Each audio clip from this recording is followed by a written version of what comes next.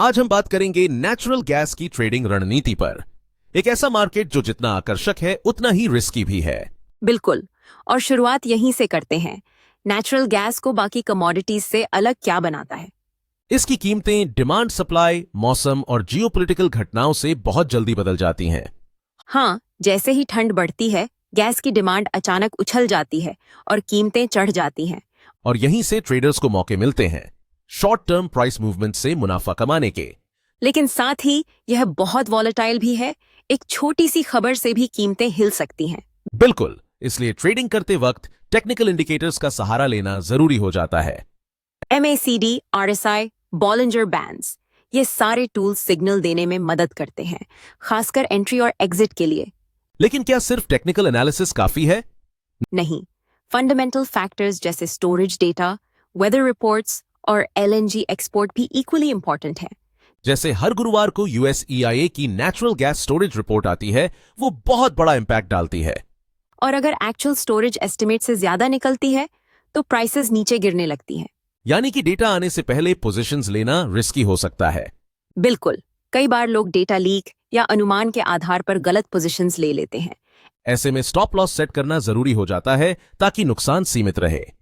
और वही ट्रेडर्स सफल होते हैं जो स्ट्रैटेजी से नहीं, डिसिप्लिन से ट्रेड करते हैं। एक और बात, लेवरेज से बचना चाहिए। ये जितना टेम्पटिंग लगता है उतना ही खतरनाक है। 10x लेवरेज का मतलब है कि आपका एक छोटा मूव भी बड़ा प्रॉफिट या बड़ा नुकसान बन सकता है। तो क्या नेचुरल गैस बिगिनर्स के लिए सही मार्केट है? अगर सीखना है तो डेमो ट्रेडिंग से शुरू करना चाहिए। लाइव मार्केट में बिना तैयारी के जाना युद्ध में बिना हथियार के जाने जैसा है। और क्या स्विंग ट्रेडिंग नेचुरल गैस में काम कर सकती है? हाँ, अगर आप प्राइस ट्रेंड्स को सही से समझें तो 3-5 दिन की पोजीशंस फायदेमंद हो सकती हैं। और स्कैल्पिंग? स्कैल्पिंग रिस्की है, लेकिन skilled traders minute level price changes से भी प्रॉफिट निकाल लेते हैं। आप रिस्क मैनेजमेंट को कितना जरूरी मानते हो इस मार्केट में? शायद सबसे जरूरी। एक ट्रेड में जितना रिस्क लोगे, टोटल कैपिटल का 1-2% से ज्यादा नहीं होना चाहिए। और क्या साइकोलॉजिकल फैक्टर्स को नजरअंदाज किया जा सकता है? नहीं, डर और लालच हर ट्रेडर का दुश्मन है। इमोशंस पर काबू जरूरी है। आपने कभी नेचुरल गैस में कोई बड़ी गलती की है? हाँ, एक बार रिपोर्ट आने से पहले स्पेक्युलेटिव पोजीशन ली थी और मार्केट उल्टा चला गया। बड़ा नुकसान हुआ। और उससे क्या सीखा? कि हमेशा रिस्क रिवॉर्ड रेशो को समझो। हर ट्रेड में लॉजिक होना चाहिए, भावनाएं नहीं। एक और सवाल, क्या सीजनल ट्रेंड्स को भी स्ट्रेटजी में शामिल करना चाहिए? डेफिनेटली। हर साल सर्दियों में डिमांड बढ़ती है और गर्मियों में घटती है। यह पैटर्न समझना जरूरी है। यानी कि कैलेंडर भी एक इंडिकेटर है? हाँ, कई बार वो टेक्निकल इंडिकेटर से ज्यादा एक्यूरेट साबित होता है। और न्यूज अलर्ट्स कैसे मैनेज करते हो?